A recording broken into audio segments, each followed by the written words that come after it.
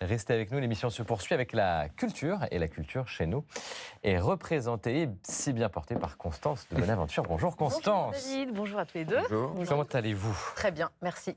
Et pour commencer, vous nous emmenez au théâtre avec un festival à Boulogne-Billancourt. Voilà, ce sont 7 pièces de théâtre qui sont toutes d'inspiration chrétienne et qui seront donc jouées à Boulogne-Billancourt du 29 novembre au 8 décembre prochain. Alors la programmation est variée, il y en a pour tous les goûts. Un formidable seul en scène de Fitzgerald Berton qui raconte la conversion du condamné à mort Jacques Fesch. La pièce s'appelle Dans 5 heures, je vous en avais parlé il y a quelques mois déjà. C'est une pièce que je vous recommande tout particulièrement. Il y a aussi Le fabuleux voyage de Mademoiselle Rose, qui est un très très joli conte de Noël.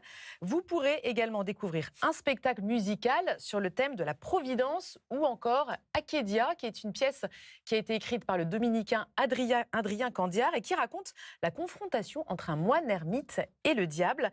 Et puis la nouveauté cette année, c'est ce spectacle intitulé « Et Dieu créa le sport ».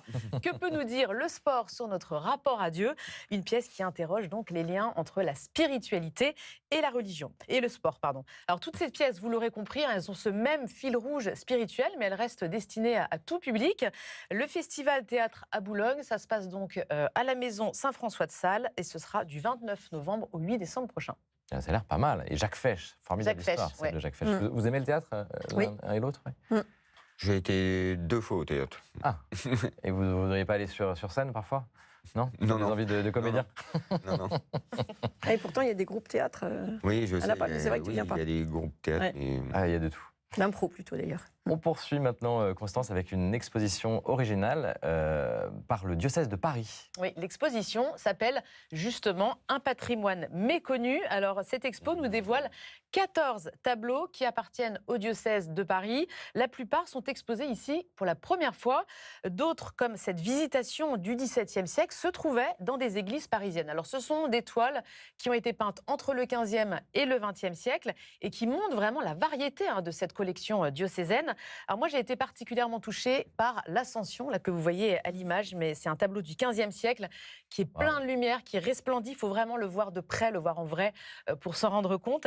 Il y a aussi des toiles de grands peintres comme cette Sainte Catherine de Nicolas Mignard, qui est une toile qui a été retrouvée récemment, ou encore ce très beau dessin de Maurice Denis qui représente Saint Jean l'évangéliste. Alors les toiles sont extrêmement bien mises en valeur, l'éclairage est vraiment superbe. N'hésitez pas à y aller, c'est très très beau, vraiment. Et puis en vrai, c'est encore plus beau, vous l'imaginez. Donc n'hésitez pas à y aller, ça se passe dans la magnifique sacristie médiévale du Collège des Bernardins à Paris, dans le 5e arrondissement. Et c'est donc jusqu'au 16 décembre prochain. C'est vrai que c'est un patrimoine, en effet, méconnu. Voilà, moi je ne savais pas.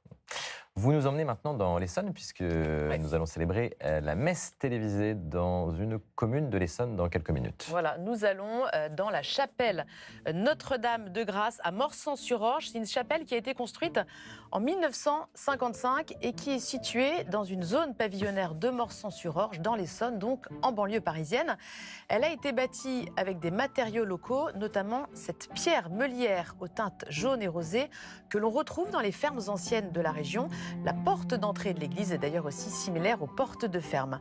L'intérieur est sobre et nu, c'est du pur brutalisme, un style architectural français qui, comme son nom l'indique, utilise des matériaux bruts. La toiture extrêmement fine est ici soutenue par de grands piliers qui ont été mis en place par l'architecte Jean Prouvé, un ingénieur mondialement réputé. Il a beaucoup utilisé le métal dans ses constructions et il est à l'origine de ce système de béquilles. Vous voyez que ces colonnes de métal s'élargissent au niveau de la partie supérieure.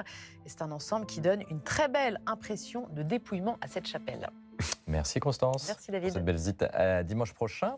Merci à vous deux. Peut-être un mot sur les rassemblements aujourd'hui de Fratello. Alors, aujourd'hui, à Lourdes, à Pontmain, à Thésée, à Marseille, à Lyon. Un peu partout en France, en tout cas. J'espère que j'oublie rien. Non, mais c'est... Ah, Notre-Dame-du-Lot aussi.